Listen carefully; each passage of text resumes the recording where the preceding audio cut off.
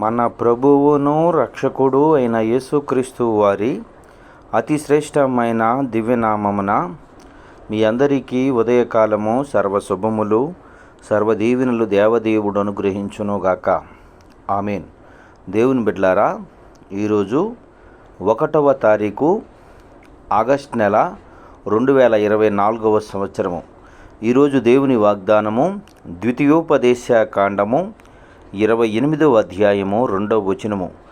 నీవు నీ దేవుడైన యెహోవా మాట వినినెడల ఈ దీవెనలనియు నీ మీదికి వచ్చి ప్రాప్తించును. దేవుడు తన పరిశుద్ధ లేఖన భాగము నేటి ఉదయకాలము ఈ నెలంతయు మీ జీవితాల్లో నెరవేర్చునుగాక. ఆమేన్. దేవుని బిడ్డలారా, దేవదేవుడు తెలియచేస్తున్నటువంటి మాట, నీతో వ్యక్తిగతంగా ఆయన చేస్తున్నటువంటి వాగ్దానము, నీవు నీ దేవుడైన యెహోవా మాట వినిన ఎడల. ప్రియ సహోదరి సహోదరులారా, మాట వినుట అనగా సహజంగా పిల్లలకు మనము మాటలు చెబుతూ ఉంటే వారు వింటారు. విన్నవారు విన్నారు కదా అని చెప్పి వారి జీవితంలో అప్పుడే గొప్పవారు అయిపోయారు అనుకుంటే మనము భ్రమలో ఉన్నట్లు లెక్క. యాలయనగా చిన్న బిడ్డలుగా ఉన్నప్పుడు నీవు డాక్టర్ అవ్వాలి అంటే చిన్న బిడ్డ అంటాడు డాక్టర్ అవుతాను అని. నీవు గొప్ప నాయకుడు అవ్వాలి అంటే అవుతాను అంటాడు. ప్రియ సహోదరులారా, ఆ మాట విన్నాడు గనక అతడు అయిపోయి కార్యం సఫలమైపోయినట్లే అంటారా? లేదు కదా.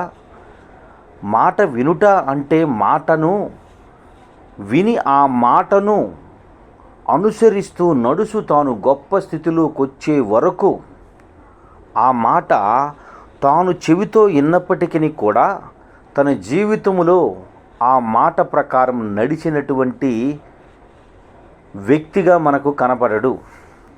అనుసరించి తాను సాధించాలనుకుంది సాధించే వరకు కూడా ఆ వ్యక్తి మాట వినలేని వాడిగానే మిగిలిపోతాడు. ప్రియ సహోదరి సహోదరులారా, దేవుడు ఈ ఉదయకాలమందు మీతో ఈ మాసము నిమిత్తం మొట్టమొదటిగా మాట్లాడుతున్నటువంటి మాట, నీ దేవుడైన యెహోవా మాట వినిన ఎడల.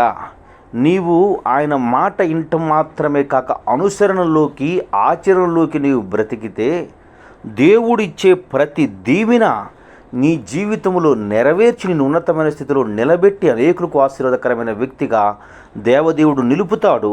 ఆయన మాట ఇచ్చినవాడు నమ్మదగినవాడు. భూమి ఆకాశము గతించినను ఆయన మాటలు గతించవని ఎరిగి ఆయన యందు విశ్వాసముతో లోబడి ముందుకు కొనసాగు కృప దేవదేవుడు మీకు అనుగ్రహించునుగాక. ఆమేన్. తండ్రి, నీకు వందనములు, స్తోత్రములయ్యా.